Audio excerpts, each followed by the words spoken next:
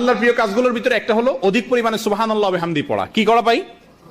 সুবহানাল্লাহি ওয়া বিহামদি বেশি বেশি পড়বেন ইনশাআল্লাহ। ঠিক আছে তো?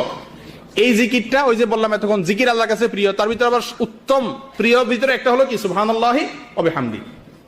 রাসূলুল্লাহ সাল্লাল্লাহু আলাইহি ওয়াসাল্লাম ইরশাদ করেছেন, আহাব্বুল কালামি ইলাল্লাহ আন ইয়াকুল আল আবদু সুবহানাল্লাহি ওয়া বিহামদি। মুসলিমের হাদিস, আল্লাহর কাছে সবচেয়ে প্রিয় কথা হলো বান্দা সুবহানাল্লাহি ওয়া বিহামদি এই কথাটা বলবে। তাই চলতে ফিরতে উঠতে বসতে এটা করবেন কিনা ইনশাআল্লাহ। এই কাজগুলো সময় রুমে লিখে রাখলে মনে থাকে, একজন একটু জোরে বললে আরেকজনের মনে হয়। করবেন তো ইনশাআল্লাহ।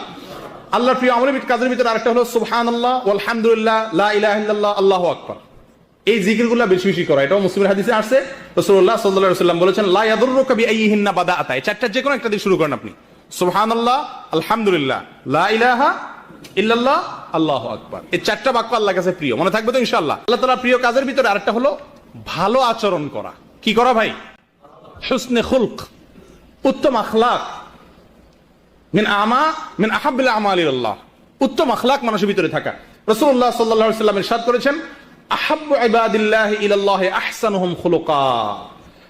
তাবরানীর হাদিস, আল্লামা আলবানী সহিহ বলেছেন, বান্দাদের ভিতরে সবচেয়ে প্রিয় বান্দা, আমরা এখানে 200 মানুষ যদি থাকি, আমাদের ভিতরে কিছু লোক আছেন আল্লাহর কাছে সবচেয়ে প্রিয়, আল্লাহ তাদেরকে সবচেয়ে বেশি ভালোবাসেন। তারা কারা ভাই? যে লোকগুলোর ব্যবহার সবচাইতে সুন্দর। তিরমিজির হাদিসে আসছে, রাসূলুল্লাহ সাল্লাল্লাহু আলাইহি ওয়াসাল্লাম বলেছেন, মিজানের পাল্লায় কিয়ামতের ময়দানে যত আমল মানুষ করবে, দান সদকা নামাজ রোজা সমস্ত আমলকে আল্লাহ মিজানের পাল্লা উঠাবেন। তার ভিতরে একটা আমল সবচেয়ে বেশি ওয়েট হবে, পাল্লাকে সবচেয়ে বেশি ভারী করবে, সে আমলটা হলো সৎ